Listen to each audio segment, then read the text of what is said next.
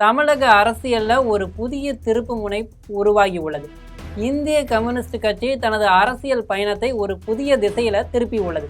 அக்கட்சியின் மாநில செயலாளர் வீரபாண்டியன் தமிழகத்தில் கம்யூனிஸ்ட் கட்சி எந்த கூட்டணியிலும் இல்லை என்பதை திட்டவட்டமாக அறிவித்துள்ளார்.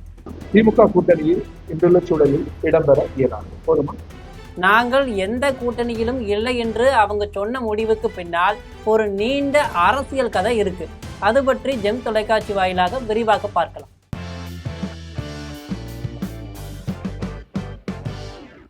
தாவேக அரசுக்கு ஆதரவு அளித்திருந்த கம்யூனிஸ்ட் கட்சியின் அரசியல் நிலைப்பாட்டில் ஏற்பட்ட பெரும் மாற்றமாக கருதப்படுகிறது.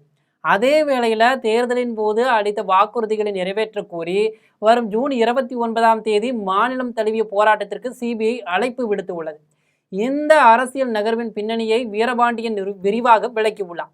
சட்டப்பேரவை தேர்தலில் தாவேக தனிப்பெரும் கட்சியாக வெற்றி பெற்ற போது ஜனநாயக மரபுகளை காற்றில் பறக்கவிட்டு ஜனாதிபதி ஆட்சி அல்லது மறைமுக பாஜக ஆட்சியை திணிக்க சில சக்திகள் முயற்சித்தன. அதையெல்லாம் தடுக்கும் நோக்கில் மட்டுமே தாவேக அரசுக்கு சிபிஐ ஆதரவு அளித்தது. இது யாரையும் கேட்டெடுத்த முடிவல்ல, மாறாக கொள்கை சார்ந்தது. உழைக்கும் மக்களின் நலன், சமூக நீதி, மதச்சார்பின்மை இதையெல்லாம் காப்பதுதான் கட்சியோட நோக்கம். ஒரு கூட்டணி சூழல் இப்பொழுது இல்லை.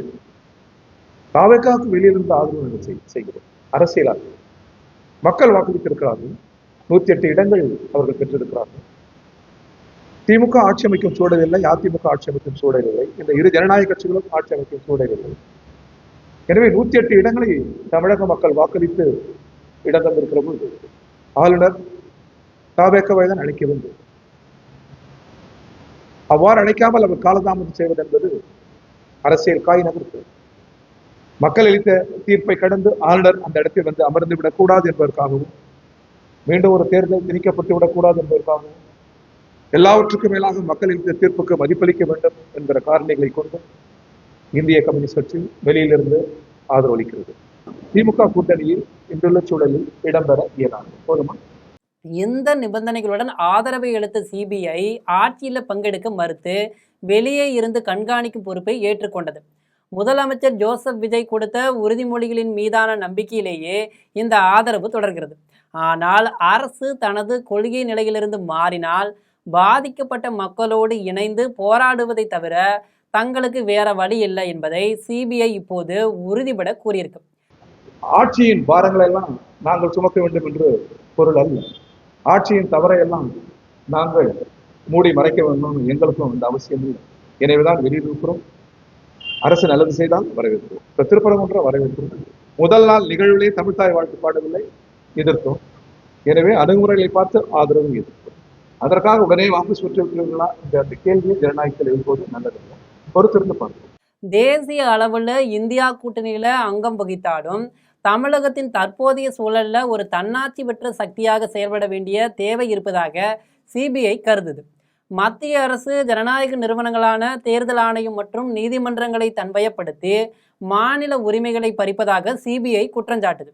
இந்த பாசிச சர்வாதிகார சூழலுக்கு எதிராக இடதுசாரி ஒற்றுமையும் முற்போக்கு ஜனநாயக சக்திகளையும் ஒருங்கிணைப்பதே சிபிஐயின் அடுத்த கட்ட அரசியல் திட்டம்.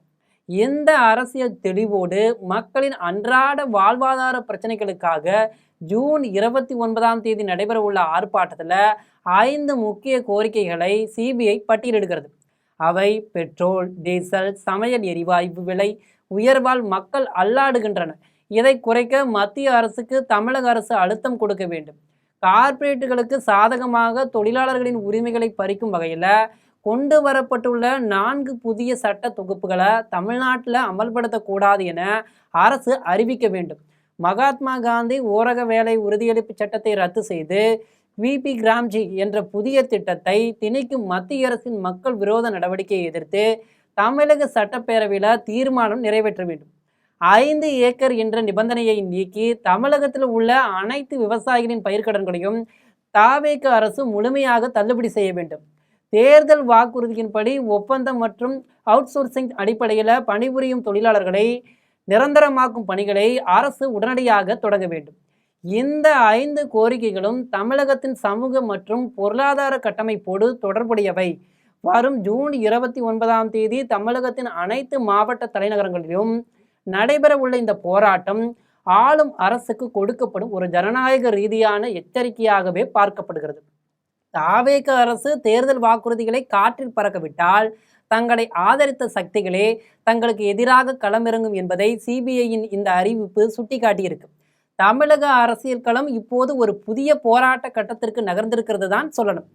தேர்தல் களத்துல கை குலுக்கிய சக்திகள் இப்போது கொள்கை மோதல்ல நேருக்கு நேர் நிற்க தொடங்கியிருக்காங்க.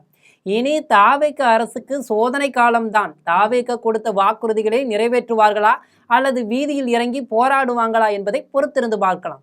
இது போன்ற விறுவிறுப்பான அரசியல் செய்திகளை உடனுக்குடன் தெரிந்து கொள்ள ஜெம் தொலைக்காட்சியுடன் தொடர்ந்து இணைப்பில் இருங்கள். நன்றி, வணக்கம்.